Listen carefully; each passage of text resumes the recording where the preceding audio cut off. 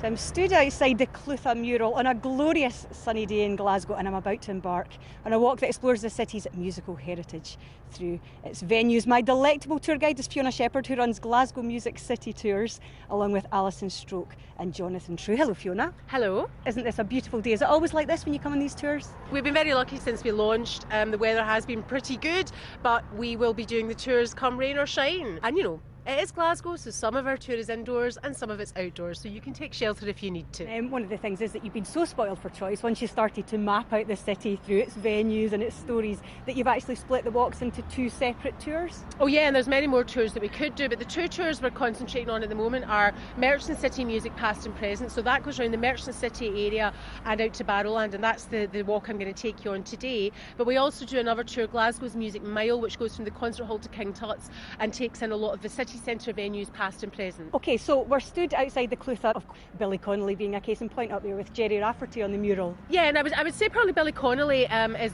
the best known figure on the mural, although a lot of people don't actually recognise him. Of course, Billy and Jerry had a folk duo in the 60s called the Humble Bums, and they used to play at the Scotia Bar, which is just up the road, and Billy became well known for indulging in a lot of humorous chat between the songs, which he said was inspired by the patter that he heard at the Barras. And actually that chat between songs was at least as popular as the music and ultimately led to his career in stand-up.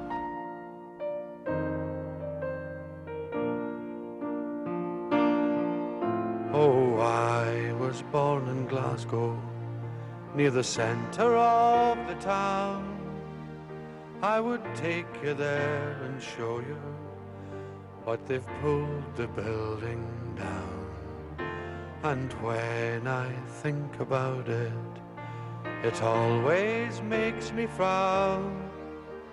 They bulldozed it all to make a road. One of the things that I also really love about the tour is you're mentioning the Barras. We're here at the Clutha. We're going to be covering these steps on the tour today and many besides. There are connections everywhere, aren't there, between all the different tales and musicians in Glasgow through the years? Absolutely, and I mean we're standing at the moment right in front of Stan Laurel in the mural, and we then move on to the place where he made his stage debut. So we're now in the Panopticon, Fiona. Yeah, this is the world's oldest surviving music hall, and when we bring our guests in here, this is a charitable trust staffed by volunteers, and we always ask one of them who know a lot more about the Panopticon than I do to fill us in the background. So Peter Crilly here will now tell you anything you want to know about the history of the Britannia Panopticon. And so among others who've set foot on that stage, Stan Laurel made his debut there, is that right? Arthur Stanley Jefferson made his debut there. His jokes didn't go down too well, but his antics, because he got very nervous while he was on there, the audience didn't realise that wasn't part of the show and they applauded it, so he became more or less a slapstick comedian, I suppose. Harry Lauder played in the Panopticon, and I think it's true to say that if acts from Glasgow or Ireland went down south, then they had to be overtly Scottish or overtly Irish, and that's maybe why Harry had his big feather and his crooked walking stick. I'm loving looking around the venue. You can see the original balcony up here, which is clearly not used anymore. And I'm just imagining also the crowds who were coming in here. They were fairly rowdy crowds, weren't they? Oh yes, the saying was that no turn was left unstoned. So if you were a good act, you were applauded and they stamped their feet. If you were a bad act, you had a range of rewards. They would either throw horse manure at you, they would try and pee on you. The men would throw offcuts of metal or bits of wood, and that refined gender, the lady, would throw fresh or rotten fish heads, fresh or rotten vegetables. You know, you had your choice, actually. I like to hear that the women were as badly behaved as the men. And that kind of, some things have never changed, Fiona, have they? I mean, obviously from the Panopticon in here, everyone's always loved to come out for a sing, a dance, a drink and a bit of misbehaving. Is the next venue going to reflect that standard, would you say? Yeah, we're going to move on to Barrowland now, where I think possibly the tradition of throwing pint glasses at a band that you don't like may have actually dated back to the days when the men would throw rivets at the audiences here. Oh, it was at the Glasgow Barrowland. He asked me for a dance. I knew he was a fly man, but I had to take a chance. The mirror ball was sparkling, the band played this war. So here we are at Barrowland Park on the album Pathway. For anyone who doesn't know what the album Pathway is, it's been designed by the artist and sometime musician Jim Lambie, and it was commissioned for Glasgow 2014 during the Commonwealth Games. So it's been here for a year, and basically it records every artist who's ever performed at Barrowland in its time as a rock venue. Although actually on our tours we explain that Barrowland is not just a rock venue. Of course, it has a whole history before then when it was a dance hall, and it actually opened in 1934 as the Barrowland Palais de Danse, as I think nobody in this part of town calls it. And it was effectively a function suite for the Barrowland market and for the traders. But it very quickly became popular as a dance hall. And it was used as a dance hall right up into the 60s. Even the original building burning down didn't stop them. They rebuilt it in 1960. So the Barrowland building, as is there right now, dates from 1960. I do love the fact that, as you say, there's almost myriad histories of the ballroom alone and the Barras alone, isn't there? But it actually came to prominence as a rock venue quite late in the day, really, in terms of its lifespan. Yeah, well, basically it had shut in the early 80s, so it kind of went into decline through the 70s as a dance hall. And actually the band who were instrumental in opening up Barrowland again and for it now being used as a rock venue was Simple Minds. They wanted to film the video for their single Waterfront. This was out late 1983. It's a song inspired by Glasgow. They wanted to make sure they filmed the video in Glasgow, and along with the promoter's regular music, they chose this disused ballroom in the East End. They filmed it as if it was a gig. They asked their fans to come along and be extras in the video, and then at the end of the video shoot they then did an impromptu concert, and then they came back a month later and did the first proper gig.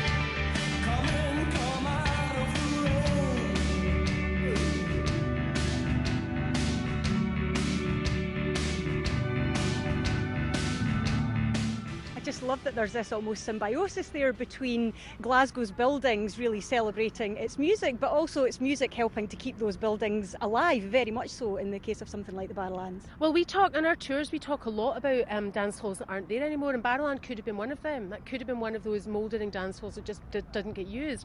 But of course now it is regarded as one of the greatest venues, not just in Glasgow, not just in the UK, but in the world. Oasis and Metallica both say that it is their favourite venue to play in the entire world. Let's take a wander along Okay. the pathway. I mean, one of the things that I really love about the Barrowland pathway itself is that in some ways the philosophy of what you're doing with the walking tours is reflected in it. You know, there's that sense of sort of following in people's footsteps and celebrating the collective memory, I guess, of music that we have in Glasgow. Yeah, it's very important for us on the tours that people who come on the tours share their memories with us. It's not me talking at them for 2 hours. We want to hear from people and hear their stories about gigs.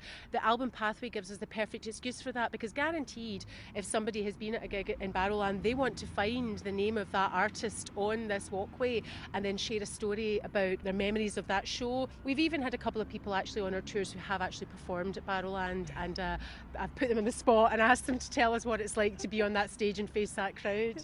Well, I think any band from Glasgow would tell you that there's a few venues you aspire to play. At the start of your career you might aspire to play King Tut's, but by the time you get to a certain level you dream of your first Barrowland concert. What's interesting to me is how quickly Barrowland became part of the culture of the city, because it was already an established venue only 2 years into its career as a rock venue, and I feel the album Pathway is going the same way. It's only been here a year, but the people of the city have already kind of claimed ownership of this space. It's also that sense of actually physically making connections between places and people and bands, you know, the whole sort of like Glasgow rock folk, whatever family tree, all kind of leads back to similar places in a way, and I like that idea of actually physically covering that. So if we walk from the Barrowlands to some of the more grassroots venues, you're almost tracing the paths that a lot of these musicians will have taken from one venue to another over the years. It was not difficult to find a route that you could walk in order to bring that story alive, and the venues are almost excuses to tell different stories. We talk about the venues themselves, but we don't just talk about the venues. We make those connections and we talk about the artists that have emerged from there. And there's some silly anecdotes as well. There's room for that too. One of the things when we were walking up to the Barrowland, I'm thinking about all the times I've walked there as a fan, and your own personal experience feeds into your feelings towards space and geography as much as it does to music.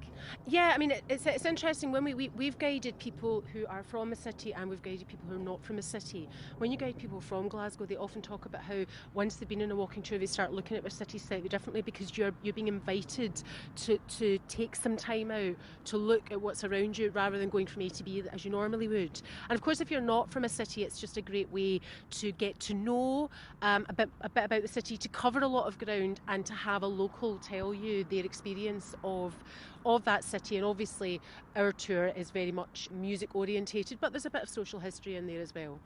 So we're nearly at the bottom of the Barrowland pathway. I've counted myriad gigs that I've been to, and even more that I wish I had been. Where are you taking me next, Fiona?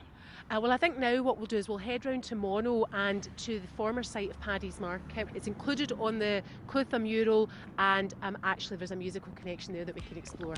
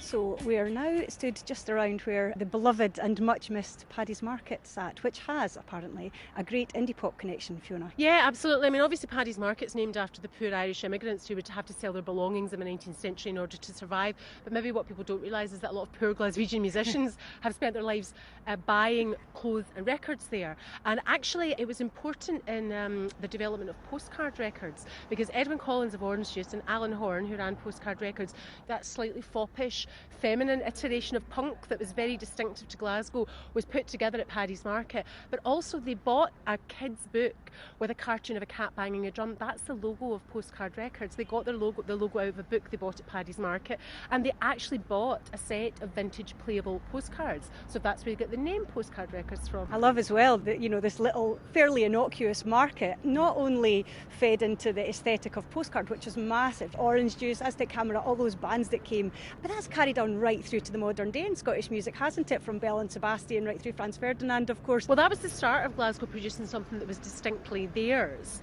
and also the do-it-yourself aesthetic, and the idea that you didn't have to court a major label in London or move to the big smoke in order to find fame or fortune. You could do something admittedly smaller, perhaps more cult, but you could remain in the city that you were from and create something that was based on maybe mutual support, cooperation, and that attitude and that DIY ethos just reflected down the years right through into the 90s with venues like the 13th Note. The 13th Note was just across the road, and Mono, which is right here as well where we end our tour.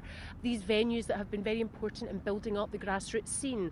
We looked at Mogwai and the album Pathway. Mogwai recently celebrated their 20th birthday with 2 sold-out gigs at Barrowland, but Mogwai started life in the basement of the 13th Note. I mean, that's one of the things I really love, the 13th Note, and of course its owners and supporters are now closely involved with Mono and with Stereo, and I I just love that if you go back, as you say, a couple of decades, the basement of the 13th Note forged the careers of Franz Ferdinand, the Delgados, Chemical Underground, Arab Strap. Here we are at the transmission party.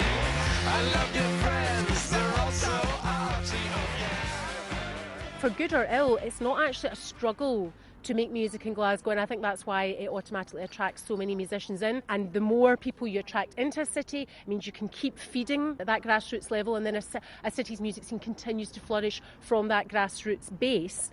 And that really, to me, is why Glasgow is a UNESCO City of Music. Thanks very much, Fiona Shepherd. It has been a wonderful tour. The sun is still shining. We're outside Mono. It would be rude not to pop in, wouldn't it? I think we should go in and have a small libation.